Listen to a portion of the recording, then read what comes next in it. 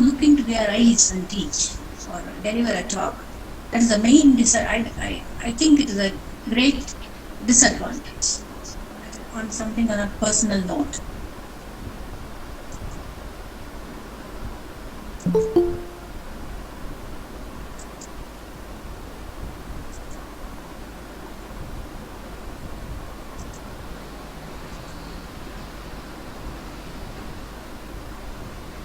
Good morning, everybody.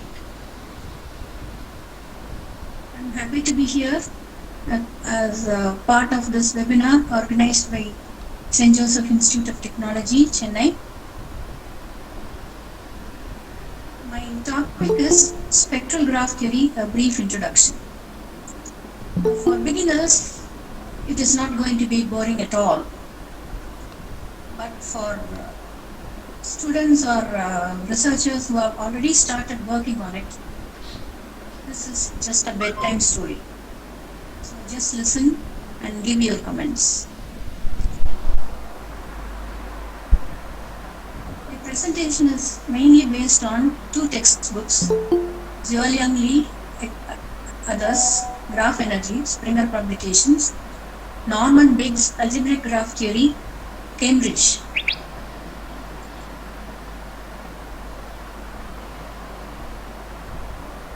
We require certain terminologies and concepts from the theory of matrices to start with. A is an n by n real matrix. An eigenvector of A is a vector so that Ax is parallel to the vector x. In other words, Ax is lambda x for some lambda real or complex. The number lambda is called the eigenvalue of the matrix, and the vector x is called the eigenvector. Lambda is an eigenvalue if and only if the matrix lambda I minus A is singular. Where here I is the identity matrix of size n by n. Our matrix is of size n by n. The determinant lambda I minus A is called the characteristic polynomial, and we use a notation phi g lambda to denote the characteristic polynomial.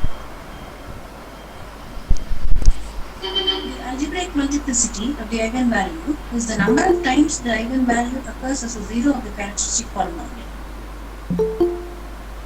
If a zero appears 3 times, then the algebraic multiplicity is 3. What is geometric multiplicity? It is the maximal number of linearly independent eigenvectors corresponding to it. What does it mean? Now, if you have a square matrix, say of size n by n,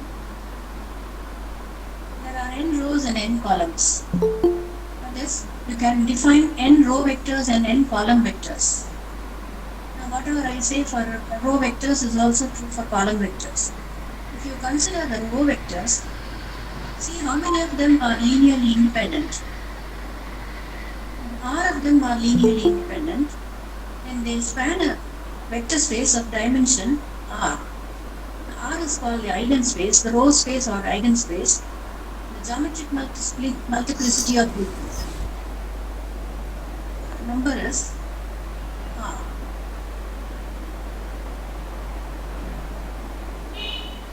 Principal submatrix. What is the principal submatrix of a square matrix? It is a submatrix formed by a set of rows and a corresponding set of columns. Row and row 4, then you need to take only column 2 and column 4. The entries in the intersection is a principal submatrix. A principal minor is the determinant of the principal submatrix. A leading principal minor is a principal minor involving rows and columns from the beginning, 1 to k, for some k. Trace of a square matrix is the sum of diagonal elements. This is a usual concept. Now, certain input from the theory of equations. The fundamental theorem of algebra states that every non-constant polynomial of degree n with real or complex coefficients has n and only n zeros, real or complex.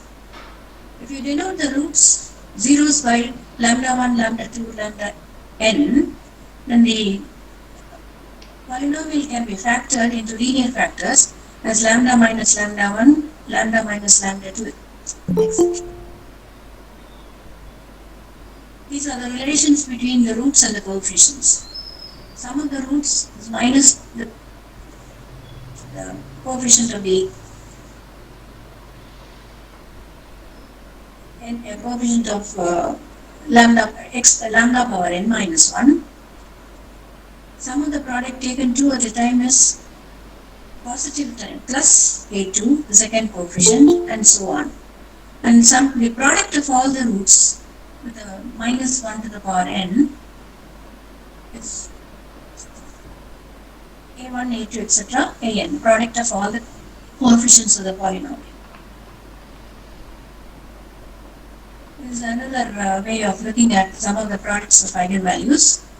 It is sum of the k by k principal minus of a. When k is 1, this reduces to the familiar fact that the sum of the eigenvalues is equal to the trace. Now, what are the matrices associated with graphs? We take a finite, simple, undirected graph with vertex set 1 to n. The adjacency matrix is a square matrix of size n, where the entry aij, the ijth entry of the matrix, is 1 if the vertices I and j are adjacent, 0 otherwise. This is an example, and I've just given you the adjacency matrix. It's just an example. Now, the adjacency matrix is real and symmetric. Therefore, all the eigenvalues are real. They are usually ordered in non-increasing order, as shown here. The eigenvalues of the matrix are called the eigenvalues of the graph. The characteristic polynomial of the matrix is called the characteristic polynomial of the graph. This is a degree matrix. It's a square matrix of order equal to the number of vertices of the graph, where the diagonal entries denote the degree of vertices. So all other entries are 0 except the entries on the main diagonal. Laplace matrix. What is a Laplace matrix? It is defined in terms of the adjacency matrix. It's a square matrix where the ijth entry is di, the degree, if I is equal to j, and minus aij, the ijth element of the adjacency matrix if a is not equal to j. Now, if D is a diagonal matrix of degrees, then the Laplace matrix is defined as D minus A. This is an example for the same. I have not changed the graph. I am taking the same graph. So you have the degree matrix, the adjacency matrix, and the Laplace matrix. Now this is yet another matrix, signless or the Q Laplace matrix. This is defined as D plus A, the degree matrix plus the adjacency matrix. Another example. Seeded matrix. This is a modified adjacency matrix. It's defined like this. If the vertices I and j are adjacent, whenever I is not equal to j, the entry is minus 1. If I and j are non-adjacent, I not equal to j, then the entry is 1. Otherwise, the entry is 0. Now, characteristic polynomials. They play a crucial role in spectral graph theory. What is the characteristic polynomial of a graph? We'll simply recall. For any n by n square matrix, the characteristic polynomial is defined as the determinant of lambda I minus a. The determinant is called the characteristic polynomial of the graph, where of course I is the identity, n by n identity matrix. The next one is a very important property. Suppose you have a disconnected graph with so many components. Then the characteristic polynomial of the disconnected graph is product of characteristic polynomials of the individual components. It's a very powerful result. We'll be using this frequently. Now, why eigenvalues? The eigenvalues of the graph characterize the topological structure of the graph. Now, the technique is very efficient in counting structures. Example, cyclic diagrams, spanning trees, Hamilton cycles, etc. Now, there's a reference here. I have mentioned this at the end also. Now, there is a theorem called Sachs theorem, which establishes the dependence or the coefficients of the characteristic polynomial on the structure of the graph. Now, I state the theorem for the sake of completeness. Now, you don't have to bother about reading or analyzing the statement for the time being. Now, I'll come back to the statement when I illustrate this theorem. Here, G is a graph with characteristic polynomial phi.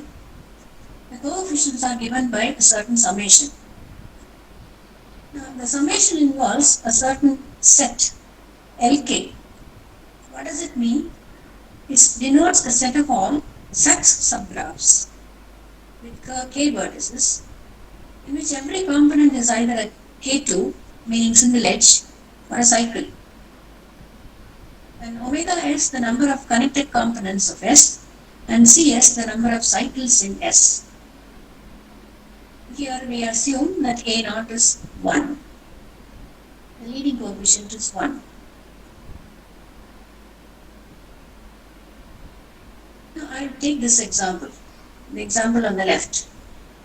That's this 4 cycle with an edge. Now Lk, I have stated the definition of Lk on top. It denotes a set of all Sachs subgraphs with k vertices in which every component is either a k2 or a cycle. Now if you take k equal to 1, what are all the subgraphs with one vertex, isolated vertices? And that cannot be called a Sachs subgraph, because they will never be a k2 or a cycle. So k equal to 1 is ruled out. I take k equal to 2. Now, in this example, there are 5 subgraphs on 2 vertices. Now, for convenience of visualization, I have indicated them by different colors. These are all subgraphs on 2 vertices. Are these Sachs subgraphs? Yes, because each graph is a k2. There is no cycle here. There is no cycle on 2 vertices. So that part is not there. So L2 contains 5 subgraphs. For each of those graphs, what is omega of S? The number of components of each S is 1. So omega S is 1. There is no cycle containing that S. So A2, if you substitute in the summation, it will be minus 1 to the power n into 2 power 0 5 times. That is minus 1 5 times. So the second coefficient is minus 5.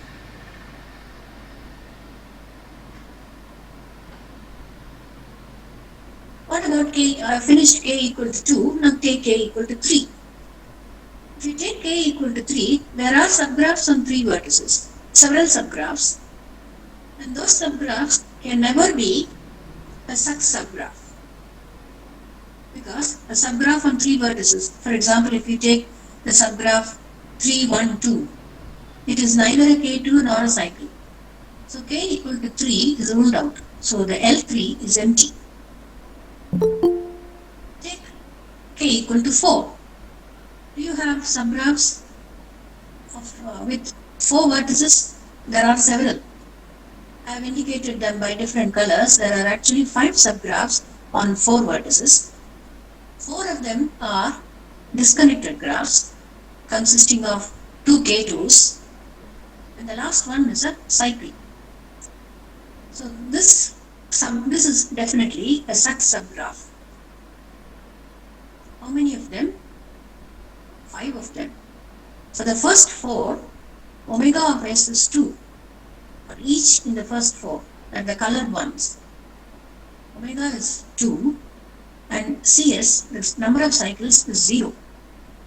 The last one, omega is 1, only one component, and there is only one cycle. So if you substitute in that summation, minus 1 to the power 2, 2 power 0, 4 times, and minus 1 to the power 1 into 2 power 1 once, that gives you 4 minus 2, that is 2. And what about k equal to 5? K equal to 5 is the whole graph, and it is not a such subgraph. So there ends our calculation. So if you substitute all the coefficients, we have the polynomial, the required polynomial, characteristic polynomial. It takes this form, lambda power 5 minus 5 lambda cube plus 2 lambda. So we have obtained from the structure of the graph the characteristic polynomial. It's a very powerful result. Now remember this theorem. We will comment on it a little later in the presentation. Now this is another theorem due to Schwenk, 1974. V is a vertex of the graph. Don't get scared by the big expressions. These expressions will be your own when I illustrate the examples.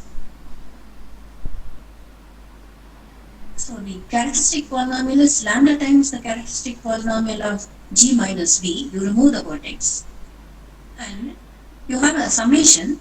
That summation runs over all vertices adjacent to v. You choose a vertex. The second summation runs over all vertices adjacent to v. The last summation is the summation runs over a set, a cycle, number of cycles, the cycles containing the vertex v. Don't worry about the statement now, we'll go to our example. I've taken the same example so that you don't have to worry about checking the answer. You should get the same answer. Now this I have done this for convenience. Now I have written the formula on top. My choice is vertex 2.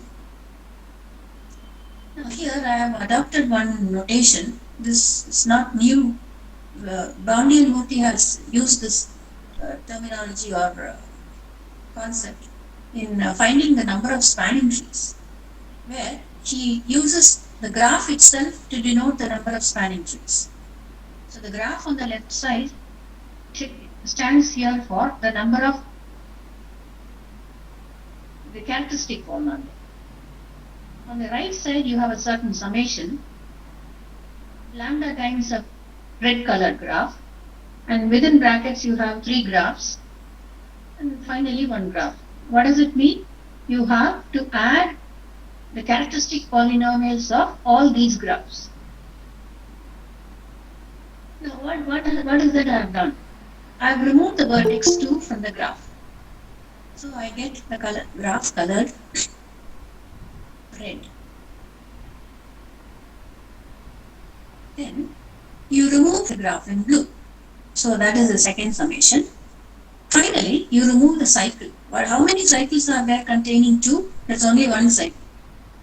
So it is 2 times the graph obtained by removing the cycle. That is just the single vertex.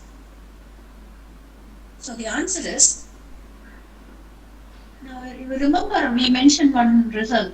If a graph is connected with several components, the characteristic polynomial of the disconnected graph is the product of characteristic polynomials of the individual components.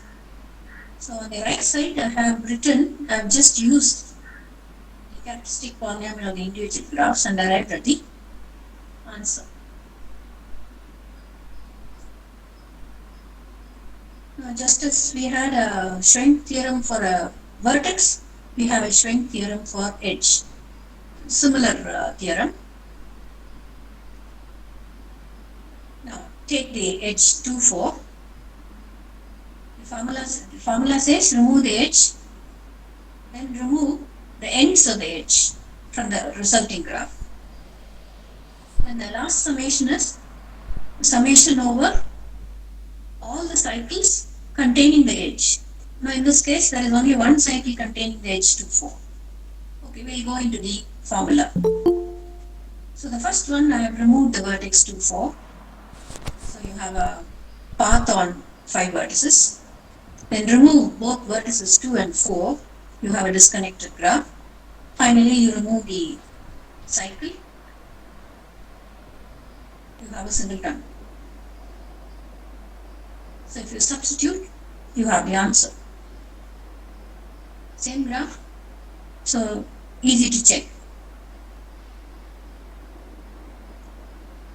This is important for me. Now I have taken this example on the left side. A 6 cycle with one edge in between. Now don't worry about the verifying the formula. I have removed the edge 2, 4, etc. etc. Now what I have done is, I have used the characteristic polynomial of the 6 cycle colored red. That is the characteristic polynomial. Now you can compute directly using the formula lambda I minus a determinant, or you can use a software and get the answer. So getting the answer is not a problem. So substitute the rest and you have a final answer. Next slide. Now if we use the above formula for this 6 cycle, what is the answer? The answer is some expression in lambda with a minus 4. Now, this formula gives you a minus 2. What is the problem? I do not have an answer. So I will be very happy if anyone from the audience gives an appropriate answer. Maybe I failed to read in between lines, either in the statement of the theorem or in the rest of the textbook. I do not know. Maybe I made a slip. I want help from you. So this is the assignment for you after you finish listening to my talk.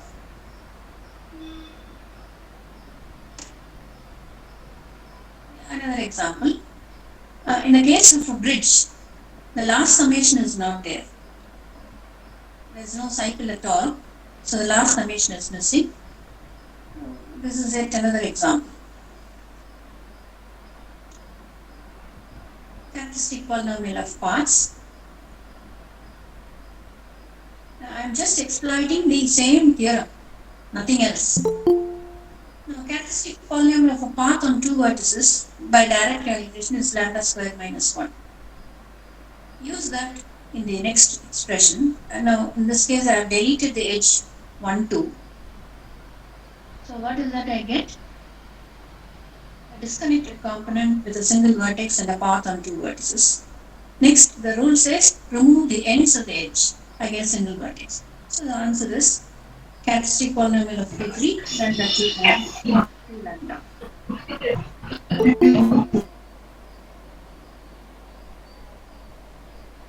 Again, different examples.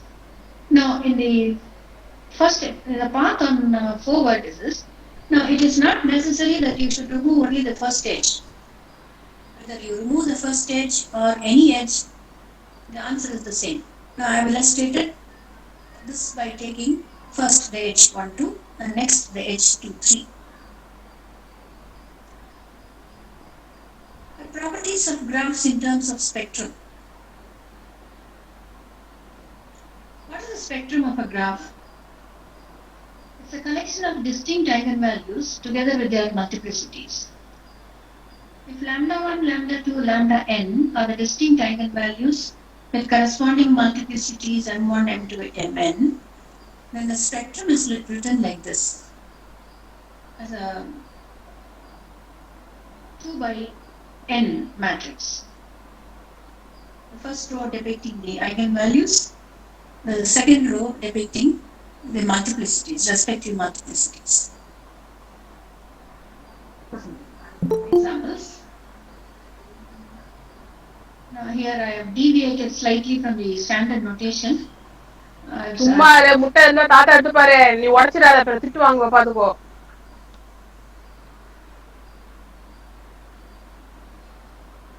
Another disadvantage of a webinar. So, spectrum of the path on 3 vertices. The eigenvalues are root 2 minus root 2 0. The respective multiplicities are 1 1 1. These are just examples. For the null graph with n vertices, what is the characteristic polynomial? This lambda power n. Now, a null graph on n vertices is a disconnected graph with n components. Each component is a k1. And what is the characteristic polynomial of a single vertex? Just lambda. So, spectrum consists of n eigenvalues equal to 0. 0 is the eigenvalue, multiplicity is n. For the complete graph on n vertices, the spectrum consists of the eigenvalue n minus 1, multiplicity 1, and n minus 1 eigenvalues equal to minus 1.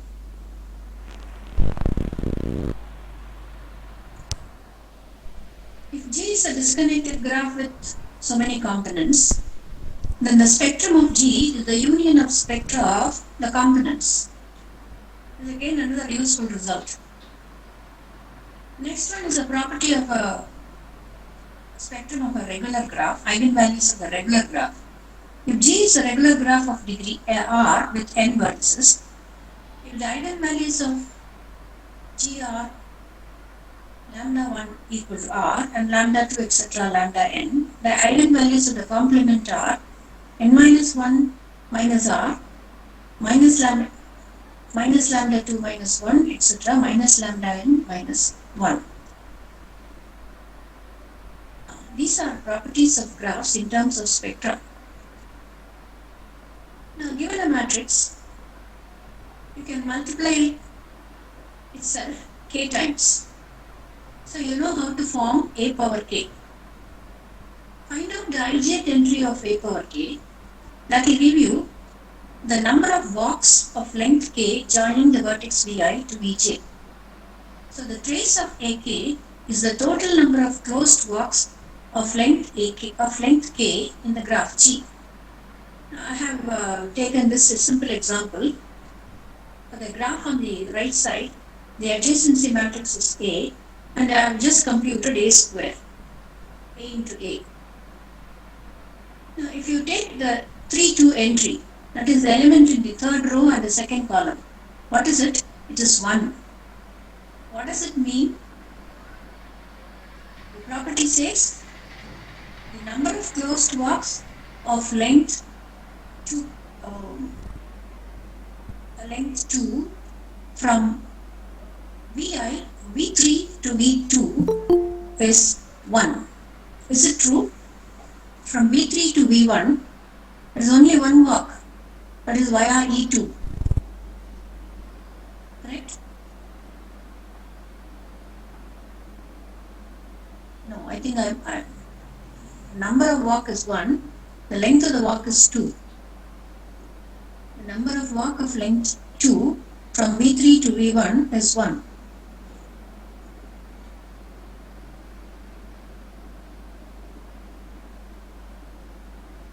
Multiplicity of the largest eigenvalue of a regular graph and the number of connected components. If G is a regular graph, then K is the largest eigenvalue and its multiplicity equals to the number of connected components of G. Now, I have taken a regular graph torus for convenience. It's a 4 regular graph. You compute the eigenvalues. The eigenvalues are 4, 1 and minus 2 with respective multiplicities 1, 4 and 4. 4 is the largest eigenvalue and the multiplicity is 1. It says the graph has only one component. the result is verified. Now, I am not proving the result, I am just illustrating all the results mentioned with some example. Laplace eigenvalue and the number of connected components.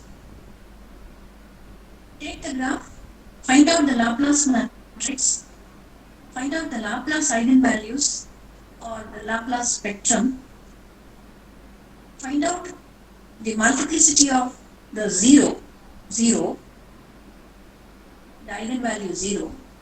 Now in this example, it so happens the multiplicity of 0 is 3. 3 according to the property is the number of connected components of the graph. How many components does this graph have? 3. 1, 2, 3, 4 and the triangle. Laplace eigenvalues and the number of spanning trees. This is a very interesting example. For this triangle, compute the Laplace matrix, compute the Laplace eigenvalues.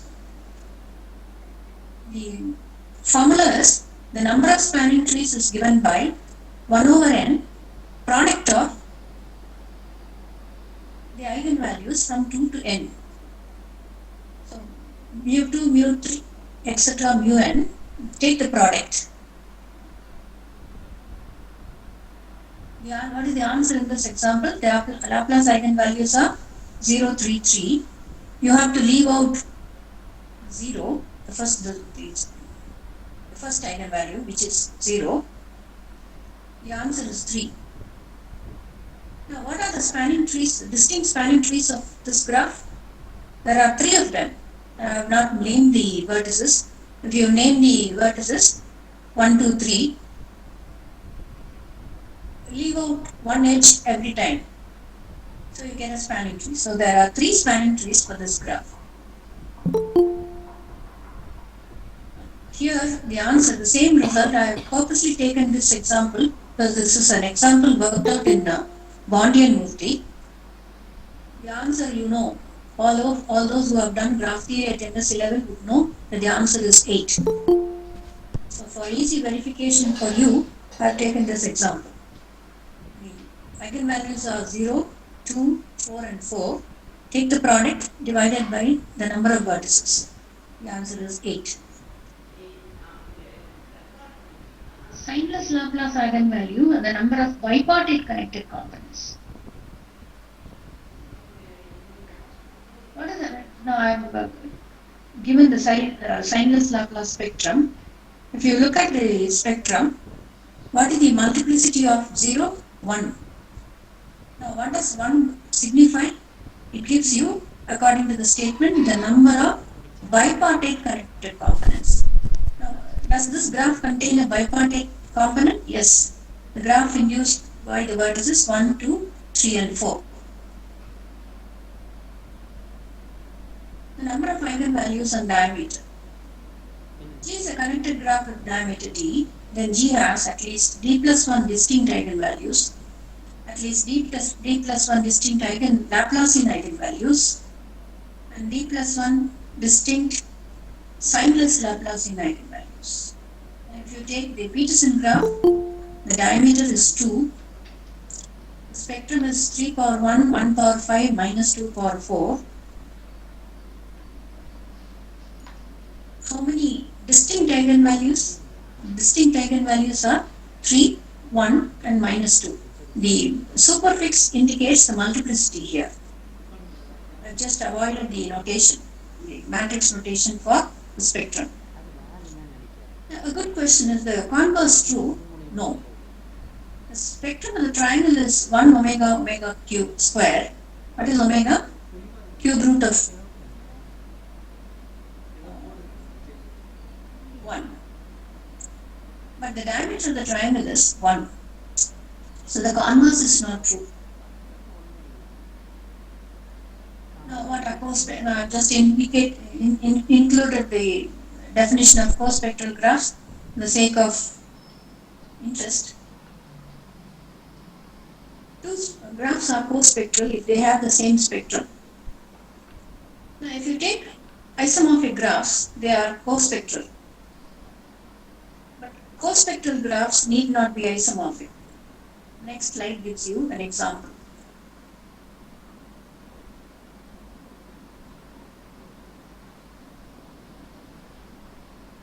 Graph energy.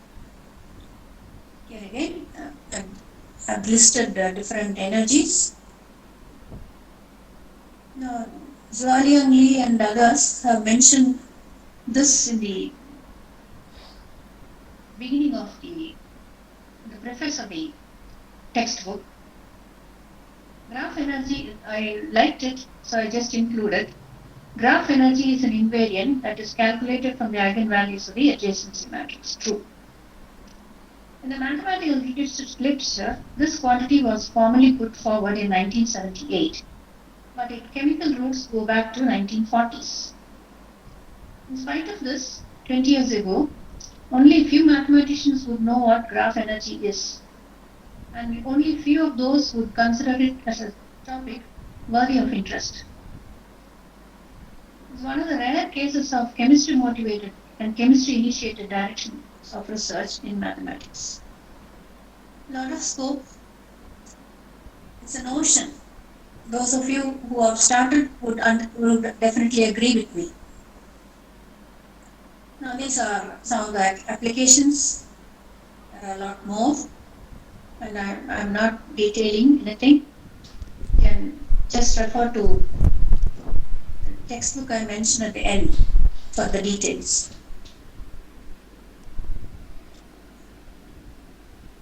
Poisson integral formula.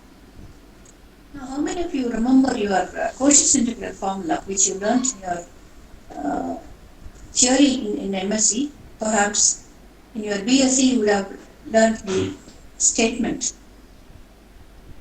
Now, using Cauchy's integral formula, this formula is obtained. The proof is very elegant. This formula describes the energy of the graph in terms of the characteristic polynomial. See how the theory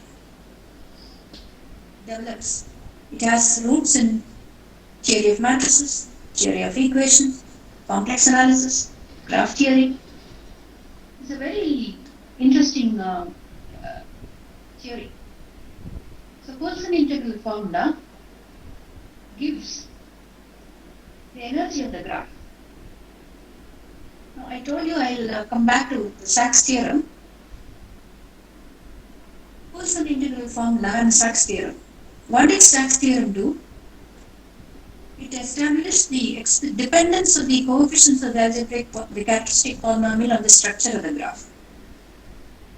Poisson integral formula gives the dependence of the energy of the graph in terms of the characteristic polynomial. So when you combine the two, you gain insight into the dependence of the energy of the graph on the structure of the graph. It's a very powerful tool. Different energies. The lighter side,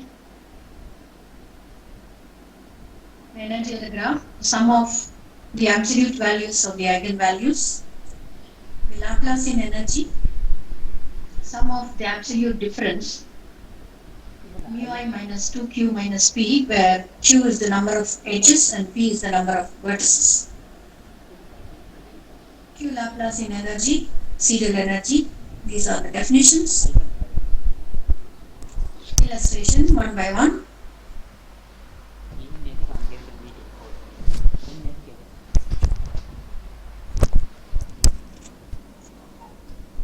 There's no point reading. These are some of our publications.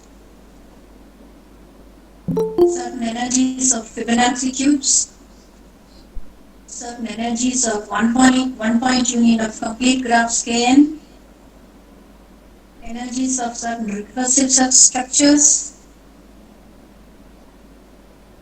Laplacian energy of certain mesh-derived networks, and energy of extended mesh.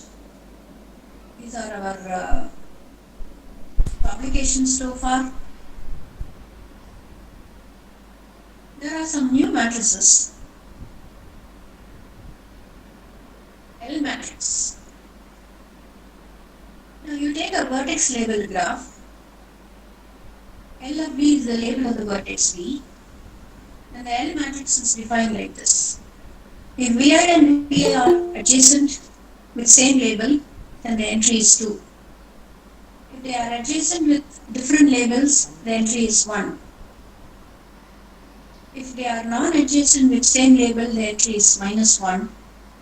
Non-adjacent with different labels, the entry is 1. Now I have just given the definition of the matrix. Now this is another matrix, the L matrix of the colored graph. Now coloring of a graph, by coloring you mean you color the vertices of the graph so that adjacent vertices get distinct colors. So if you take a colored graph and compute the L matrix, the definition goes like this. No, adjacency with different labels, with same label, that won't arise. So adjacent with distinct labels, entry is 1.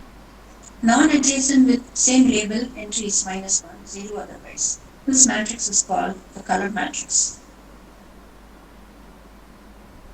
And this is just an example of a graph with a color matrix. I've just calculated the characteristic polynomial, spectrum, and the energy. Now, the characteristic polynomial of this matrix is called, the eigenvalues of the characteristic polynomial are called colored eigenvalues. And sum of absolute values of those eigenvalues is the color energy.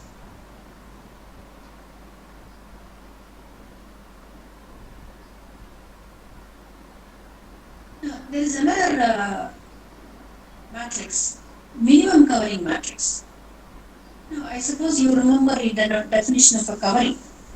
What is a covering? A covering of a graph is a subset of the vertex set with the property that every edge of the graph is incident to at least one vertex of the graph set.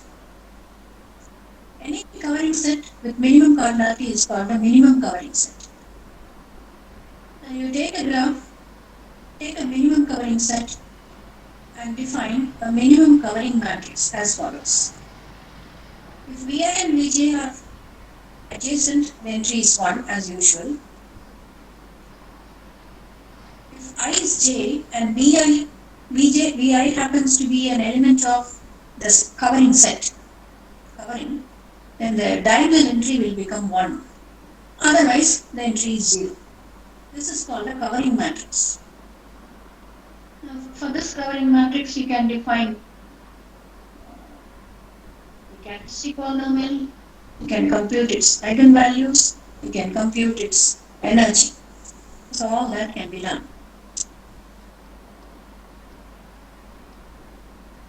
These are the main textbooks textbook and papers that I have used for the presentation.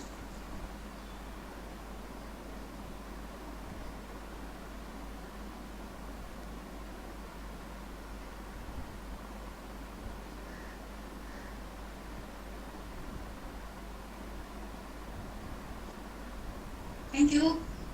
Now I'm open for questions. Yes, ma'am. I'm ready to answer questions.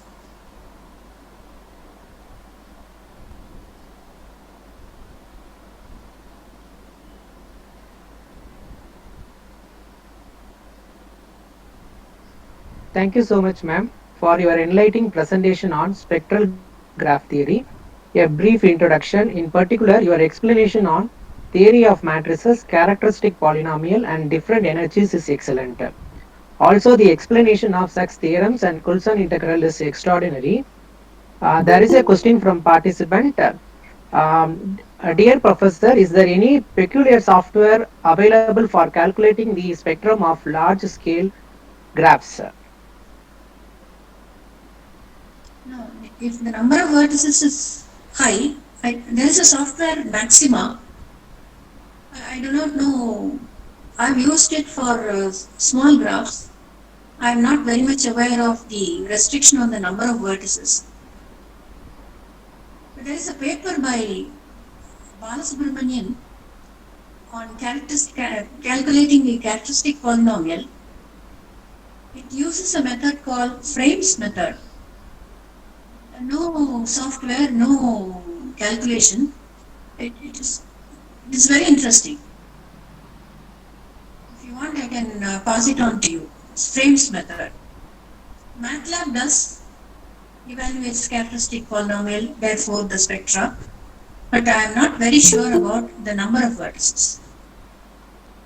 Now, usually the method that we adopt is we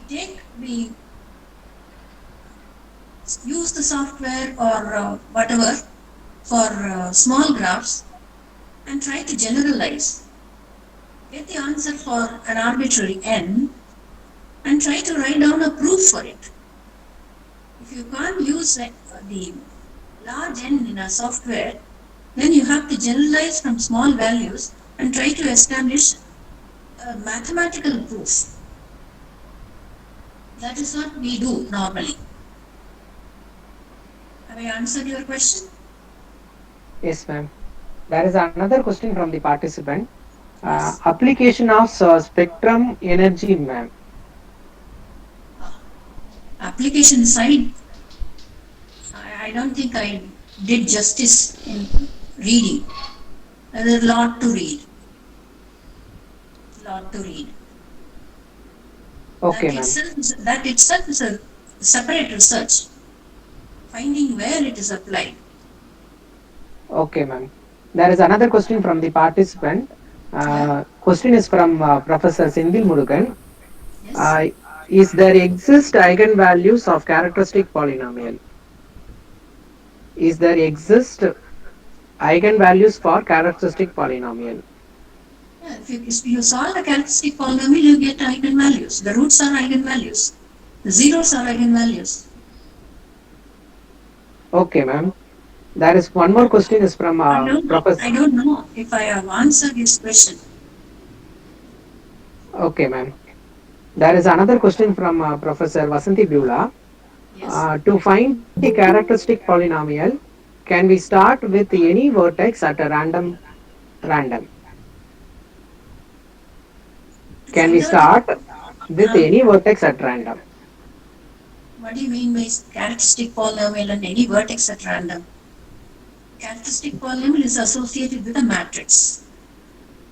The characteristic polynomial, if you take a matrix, adjacency matrix, the adjacency matrix, whatever labeling you choose for the graph, the final answer, the answers for the characteristic eigenvalues are invariant. I may label as 1, 2, 3. No, ma'am, we'll start with one vertex. We will take remove all the adjacent vertices and getting all the matrices and so on, ma'am. In that process, I would like to ask you. No, in that example you mean?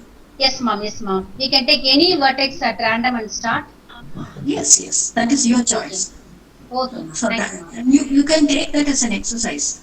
Oh, okay, ma'am. Take some graph, try taking different vertices, apply the formula, yes, see if you get the same answer. Okay. Thank you, ma'am. Okay, ma'am. There is one more question from Professor Subbalakshmi. What is the time complexity of finding the energy of any graph, sir? I don't know. Simple no. Okay. Okay, ma'am.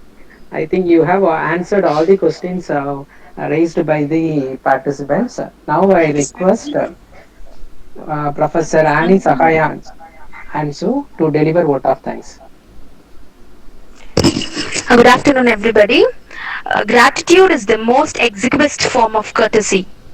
I deem it a great honor to propose the vote of thanks. Department of Mathematics is grateful to our beloved chairman, Dr. Babu Manoharan sir, for giving us this opportunity to organize this webinar.